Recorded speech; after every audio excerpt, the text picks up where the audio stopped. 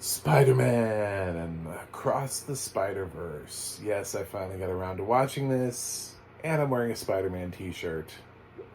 So hopefully those of you in my channel who can see will appreciate that. Hopefully, sometimes I'm just happy if my face is in frame. So I try to point these things out. I don't know if you can see it or not, but it's a Spider-Man t-shirt. And I themed up, I dressed up for this review today. So let's get cracking on Across the Spider-Verse. This is the sequel to the last animated Spider-Man film featuring Miles Morales. If you don't know who Miles Morales is, enrich your life and find out immediately, because it means you didn't see the first film. So, I mean, you can't jump in. Go back and watch the first, and then watch the second one. These films make more sense, also, if you see both of them. If you see them together. I've seen this after the hype, and I actually kind of appreciate that I saw this after the hype. I would have preferred to see this either before the hype and been like awarded some sort of special prize to be the first person to see this before everyone else is telling me how they feel about it, or wait until the hype died down. So in a weird way, even though I review films late, I actually kind of like it, because when this film dropped, everybody was like, this is the best picture of the year. Oscar nomination, best picture. Oscar nomination, best picture's gonna get it. It has an 8.7 on IMDb. Jesus. Holy hell. Oh my god. That's an 8.7.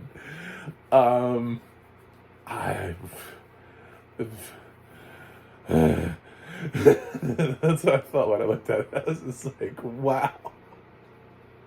Do you have any idea how hard it is for a film to get that high on IMDb? That's really high for IMDb. It actually matches the Metacritic score, which is ridiculous because the films never do. But the Metacritic is like 87, so it's very weird. And definitely threw me for a loop, but we're back, and this film has a trio of directors whose names I don't recognize, I'm sorry, but there's a trio of them.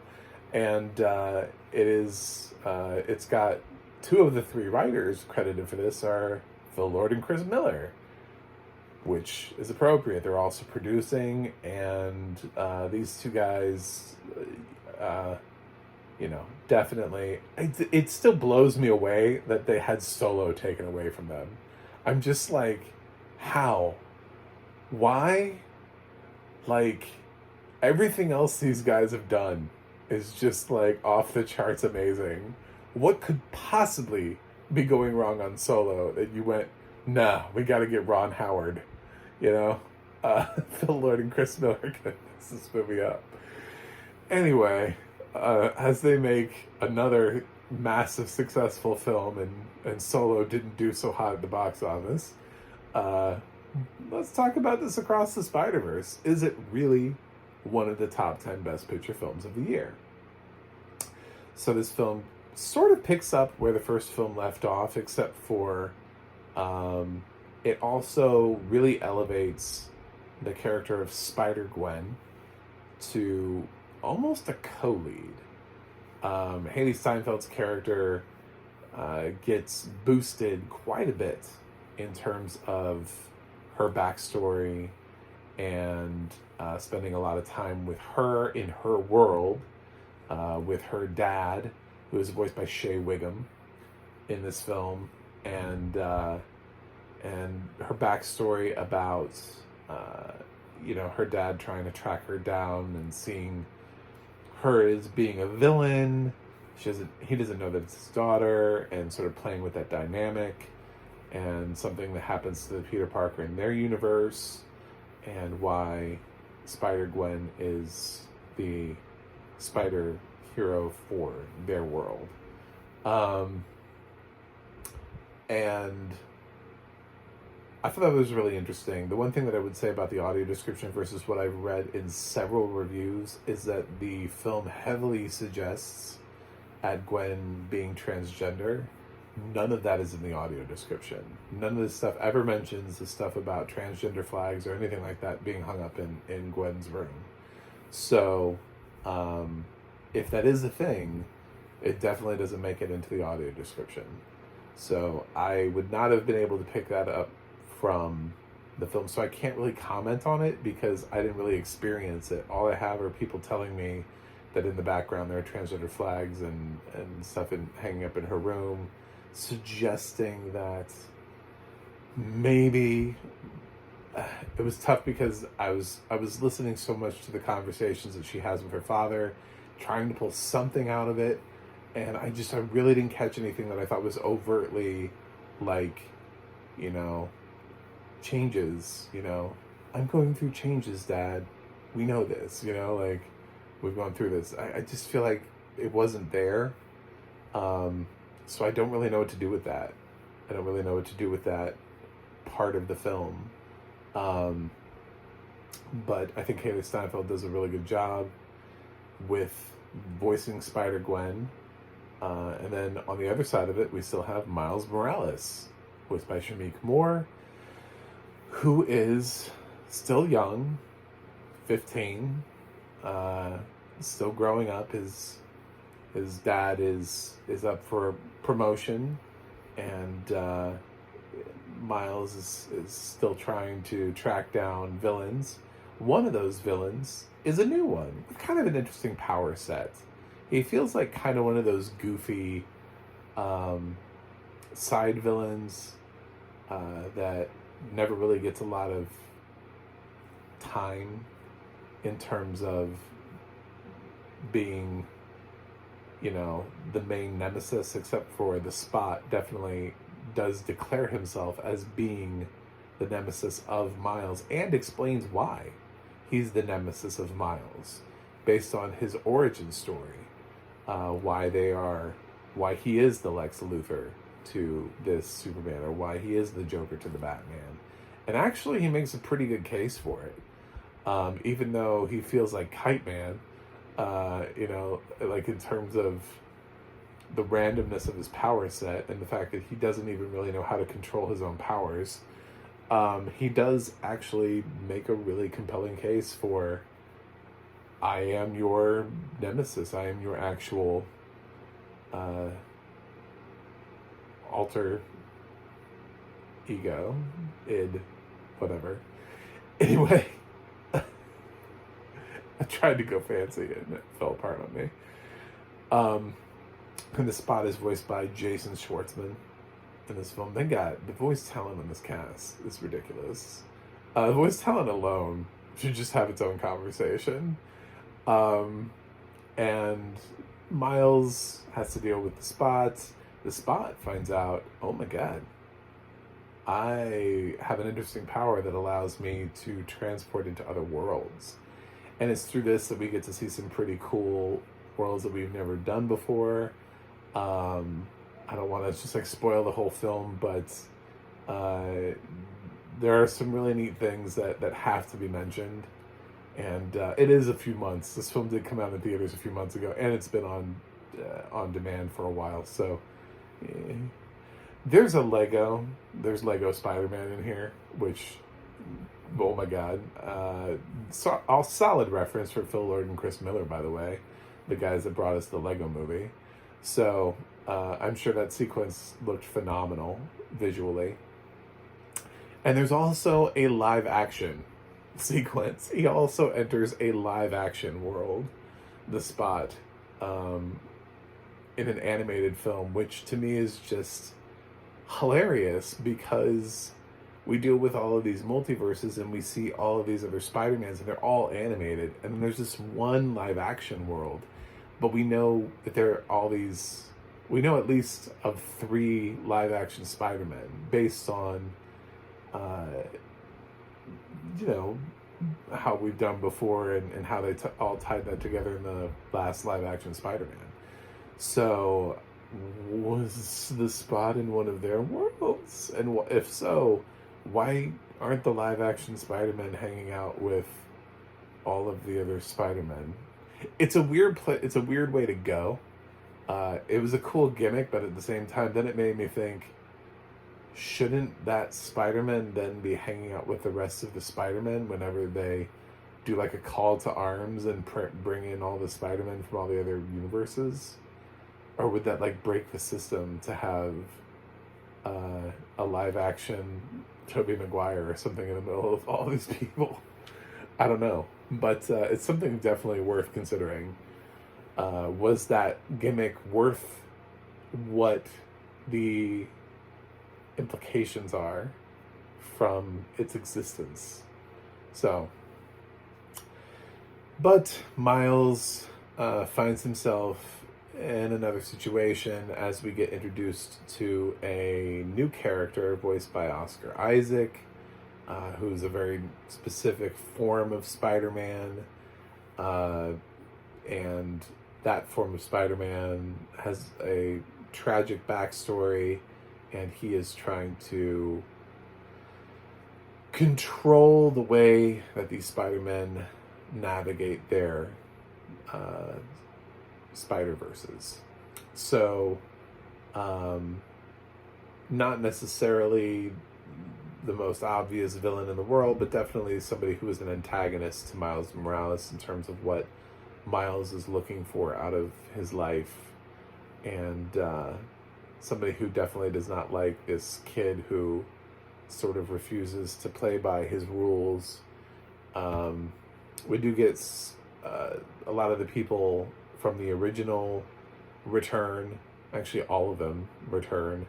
Just some of them don't have voices.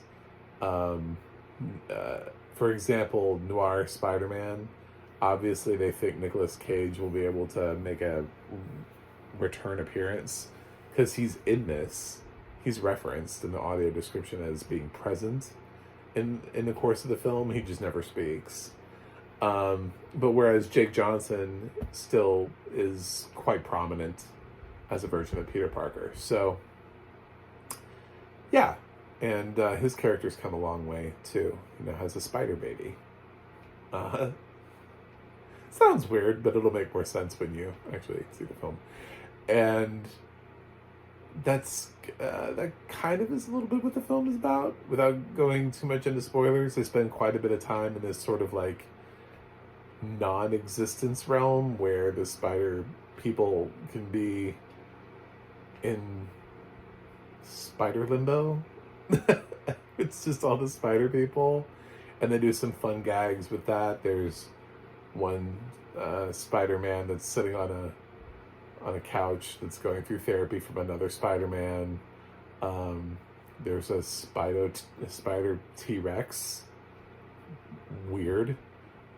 Jessica Drew pops up. Spider-Woman is in this. So that's a nice introduction to that character.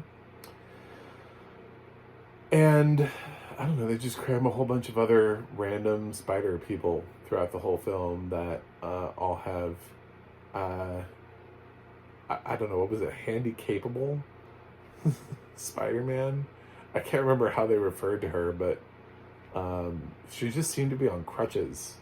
Like, I didn't really get what about that Spider-Man. I was like, I don't.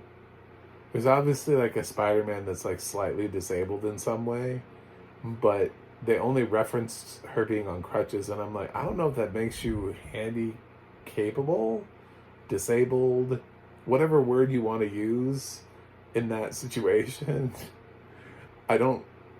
Usually those are temporary. So I was a little confused what they were trying to do with that sequence. I mean, I'm all about representation, obviously. That's why I'm here, trying to do this, reviewing things as a blind film critic and talking about things like audio description. But at the same time, it would have been nice to actually have like some sort of specificity, because I'm just kind of like, so she's on crutches permanently? Why? Like, what? Can I get like some context to this character? Anything? Does she have one leg? You know, like, what is what's going on with this character to require, because crutches are usually temporary. Usually we've come to the point now where we can fix you up with a more permanent situation, depending on what your specific disability is. I don't think crutches was the right way to go here, to try to go representation, well, we should have a disabled Spider-Man. Well, what disability? I don't know, let's make it really vague and give her crutches. All right. Cool. And if it's the audio description, then that's a failing of the audio description. If there was something else that was more obvious about her visually, I got crutches. I got. So, there you go. Yeah. I thought overall that this was really another fun entry into the film. I don't know why people are talking about this for Best Picture. I really don't. And it's not because I don't like the film. I love Spider-Man films. And does this film have dramatic weight? Sure. It has a lot of dynamics, and it is very serious for a film that looks like it's aimed at kids. Is it aimed at kids? I don't know. I think kids will enjoy it. It's like 2 hours and 20 minutes ish. 2 hours, maybe that's like with credits. Maybe it's like 2:15 before credits, something like, or between 2:15 and 2:20, something like that. And it's a long time for kids to sit, but I think this is engaging enough. It doesn't really seem to have pacing issues. I wasn't really ever bored by it. So that's good. The fact that you can make a film that's this length and make it animated and make it moving forward and not even have an ending. And this film doesn't even have an ending. This film feels the most part one of anything that I've seen of the part ones this year. Fast X ended up with an ending that was ambiguous and suggestive of a sequel. I would say obviously we'll finish this in the next film. This one really literally seems to just cut off. And I think that's probably the one thing that I didn't like the most, is that a lot of times when we have these films that lead into other films, they at least feel like they kind of wrap in some kind of fashion, and they don't leave us in the lurch, almost like a season finale of a TV show. This feels way more like a comeback next season than it does maybe like The Two Towers, which is sort of like in between two films that we knew that there was going to be a Return of the King. That had already happened. It had already been shot. Peter Jackson shot all three films at the same time, and he didn't leave us with some weird ass cliffhanger, where it really does feel like a TV show. It feels like a come back next episode, come back next season. Will these characters be able to achieve their goals? Find out next season on Spider-Man Across the Spiderverse. It's like, I don't know, you could have done a little bit more than that. I mean, I know you don't want to give away the whole thing, and you want to be able to answer more questions in the next, but this whole film is set up to be to leave you in the lurch. And they didn't even attempt to wrap up any of the storylines. They literally bring them all to a cliffhanger and then cut off the film. And it's very anticlimactic. Whereas at least some of the other projects that are similar to this maybe wrap up some of the storylines and then maybe leave you with that one, we're going to figure out what that is later on. You get that secret reveal that says, oh man, I got to come back for the sequel to figure out what that is. This is different. This is everything is up in the air. If you don't watch the next film, you will never be satisfied. So it's kind of like a middle finger to audiences. It's see you in the next film. Otherwise, you're going to be driven slowly insane. And I don't know. I just didn't like that feature of it. I, I think the voice talent is great. I think the fact that they're able to balance humor and drama in the same film is solid. I like the fact that this film seems seamless. You know, the first film had an ending to it. The first film wraps up and then it moves on. This film has moments where it introduces something and then it finishes it, and it introduces another thing and it finishes it.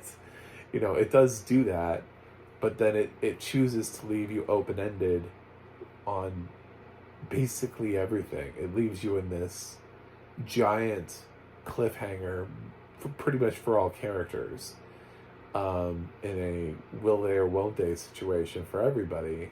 And it's just such an odd mentality to take at the end of this film. I'm trying to think, like, Matrix Reloaded wasn't like this either, and it had a movie coming out like literally months later. So I don't know. It's very weird. It's probably the thing that I like the least about this film is just how cliffhangery of an ending that is. It's too much, you know. I can appreciate the fact that you want me to come back and you don't want to finish everything, but finish some things, like wrap up a couple things, and then leave the big thing open for the end. You know, leave the, oh, but if you want to see this resolved, then you're going to need to come back for the sequel. So that's fine, but God, this feels like they literally made one giant movie and this is like a bathroom break, and I'm taking the world's longest bathroom break. I don't know if you know right now that I'm in the middle of a bathroom break until sometime next year when the next film opens up. So, is this film going to get a Best Picture nomination? Hell no. This film doesn't have an ending. It doesn't end. This film is not getting a Best Picture. I question whether this film can win Animated Feature, to be totally honest. I don't know if they'll vote for a movie that doesn't have an ending.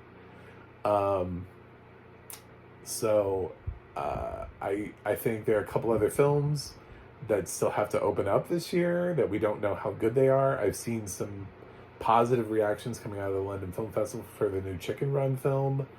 Nobody has seen Wish, so I mean, I think it's going to be Elemental. I think it could be Teenage Mutant Ninja Turtles, but there are some other films this year that I don't know. We'll see. I wouldn't call it a slam dunk. Doesn't mean I didn't like the film. I love the film. I thought the film was great. I just hate the ending to the film. It's a little too much. So, I hope you enjoy the cast, the expansive cast. The voice cast on this film is ridiculous, absolutely ridiculous. You should just look it up. Just look it up and look at the names and just be like, because there's so many people in small roles. They got some big names back just to speak a few lines, just to be like, hey, what's up? I'm this version of Spider-Man, and then they just move on. Yeah, Andy Samberg's in this, and I was like, I didn't realize Andy Samberg was in it until I looked at IMDb, and I was like, and that was Andy Samberg. So, yeah, definitely a whole bunch of people in here that it just kind of blows me away. Issa Rae joined the voice cast. Greta Lee is up in here. She's done living her past lives, and now she's living her best life in Spider-Man Across the Spiderverse. I would love to be able to comment on the animation style. I know that's a big feature for everybody, is just how the film looks, and that's one of the reasons why they think this film is going to win animated feature. That's the reason the first film was so popular. I don't know if we're going to keep rewarding the same films over and over. It's like being impressed with CGI animation done by Pixar forever. And for a while there, Pixar was winning because the quality of the films they were producing was high. Whereas it wasn't just so much like, oh, look at the beauty of their animation, as it was, look how good their movies are and how they changed and elevated animation. So I don't know that this one was going to get rewarded simply because it looks cool. The score was fun. I like the score. I don't know that it's necessarily memorable. Like I didn't hear like a theme that I was like, wow, that is incredible. That is amazing. I love that. But I did enjoy the score. And that's probably about all that I can talk about. You know, I'm trying. I mean, it's tough to have to avoid a ton of direct spoilers for characters and be able to talk about character development for these characters, but I kind of have to, because they literally just like stopped the movie and then cut it in half and then moved it along, and then said the other half of this movie is coming out next year. I have yet to watch Dead Reckoning, and if Dead Reckoning does the same thing, I'm going to make the same comment. So we'll see. But Fast X wasn't nearly this obvious. Fast X was very much like a, yes, we're coming back for an 11th film. However, it wasn't so much like everything was up in the air. There were, some characters whose presumably lives had ended. I don't know. It's the Fast and the Furious franchise, so it's really hard to tell if anybody ever dies. But I can't really say that. Here, I don't think they wrapped up anything. So I do love this franchise. The audio description on it was fantastic. Really, the only question that I had was the disability section. Was when they're like differently, I can't even remember what term they used, whether it was handy capable or differently abled or whatever they used, and then they just said she's on crutches, and I'm like, I don't know, that feels like a temporary thing to me. So if we're going for representation, I don't know that anybody feels represented by, people have surgery on their foot and then they walk around for a while crutches. Doesn't really mean they've joined the community. Like we're not like, oh, come join us. We have all these accessibility things that we have to deal with on a daily basis. But yes, your foot surgery that'll resolve in a couple weeks, that's currently inconveniencing you for a temporary amount of time, definitely qualifies you to be called handy capable / differently abled, whatever positive spin they put on that. So I would have preferred to know why we were calling that character that instead of just Spider-Man on crutches, Spider-Man with a broken foot, whatever it was. So I don't know. Otherwise, I thought the audio description was fine. So unless Phil Lord and Chris Miller really wanted me to pick up on the fact that Spider-Gwen was transgender, in which case that also was left on the floor. So it just kind of depends. I kind of need like director's notes on this stuff to figure out whether or not, did I miss something? I don't really know. I mean, I feel like there were a ton of Spider-Man cameos that I was supposed to catch, and all of them were there. It's not like T-Rex Spider-Man ever actually says anything, but they point him out that there's a T-Rex spider, which just sounds absolutely ridiculous. But I appreciate it. I appreciate the absurdity of it. I'm down. I really want to know more. That is what I want. I want spin-offs of some of these. I really want to see like Spider-Ham get his own thing. I don't care what it is. It can be like on Disney Plus or something. Just Spider-Ham, the TV series. But now I want Spider T-Rex. Like I just like it's just like a 30-minute episode, just like a little short about like what his world is like. What does he do? What does Spider T-Rex do? Can he get like a little short film, like, on Disney Plus or something? Because that's what I would like, is to see a little bit more of Spider T-Rex. Anyway, I think people are going to be disappointed. This will not be in my top 10 of the year. Doesn't mean I don't think you should watch this film. I absolutely do think you should watch this film. I think this film is incredible in many ways. I think the film balances a lot of drama with a lot of humor, with a lot of action. It has a lot of ingenuity into it. I think Phil Lord and Chris Miller really do land pretty much every single punch they ever try to pull. And it's worthy of a lot of the praise that it's gotten. I'm not sure it's an 8.7. I'm not sure it's a Best Picture nominee this year. I do have some questions, and I think people got really caught up in the hype of the moment. But I am genuinely positive on this film. So I'm going to give Spider-Man Across the Spiderverse an A-. So, yeah, pretty much determines that it won't be in my top 10 for the year. But I'm also really happy that I got to see it. I kind of feel like it's actually pretty even with the first film. It opened up some new ideas for me. And I liked the first film, but I don't know that the first one was my favorite Spider-Man film. I think I still prefer live-action Spider-Man, but I do love Miles Morales as a character. I think he brings a completely new flavor to the series. So, I don't know, it's really hard to put them up against each other. Two very different Spider-Men with two very different Spider-Universes. Do you like Peter Parker and Miles Morales? It's like, damn.